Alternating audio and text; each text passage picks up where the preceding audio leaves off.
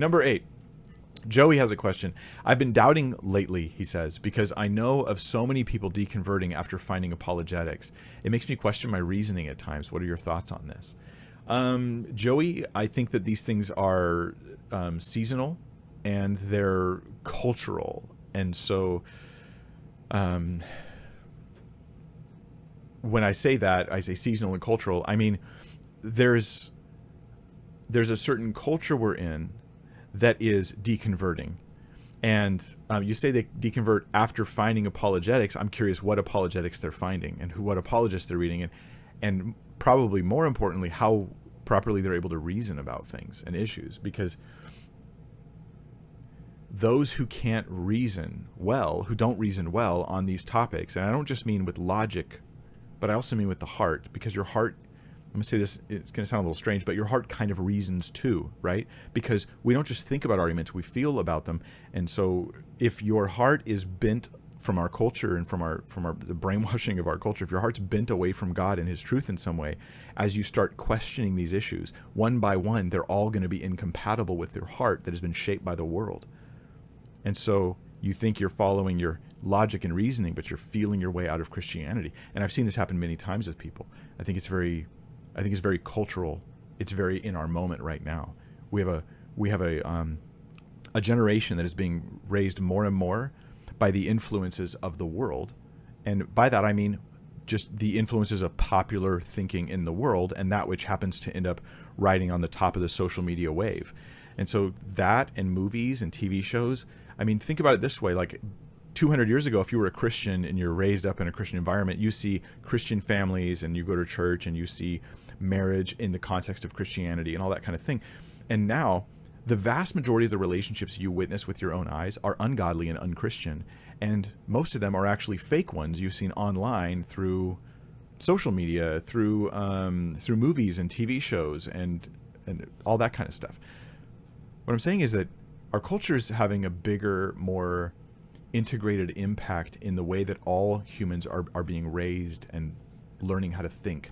Our hearts are being shaped by artificial means, and those means tend to be anti-gospel, anti-Christian. And so many people, they go, oh, I'm just studying apologetics, but when they tell me the reasons they have for rejecting Christianity, it's like, these are hard issues about rising from culture a lot of the time, not issues like, oh, well, God judges people in the flood. How horrible. How could he do that? And you're like, well, because they're evil and God's awesome and holy and right. What? Oh, I'm so offended by that. But this isn't your reasoning. This is your heart leading this kind of thing. So that being said, the number of people deconverting should not matter. It does. It matters. It shouldn't, though, right? Like, for instance, imagine all your friends became Christians. Does that mean Christianity is true? No, it doesn't. Imagine all your friends become Muslims. Does that mean Islam is true now? No, it doesn't.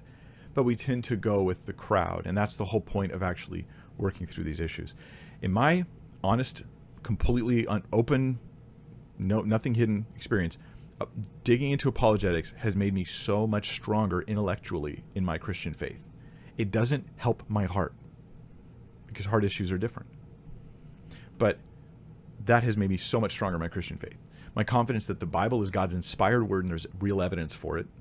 And when I look at the arguments that people give to oppose it, I'm like, that doesn't really work for me personally. And I say personally, I don't mean subjectively. I mean, I've looked at the evidence and I think that's bad. And I don't have time to make response videos to everybody on the planet, but I'm like, yeah, hopefully people can work that out on their own. that was weak. And I think the evidence for the resurrection of Christ is strong. I think the evidence for so many of these central things in Christianity are super strong.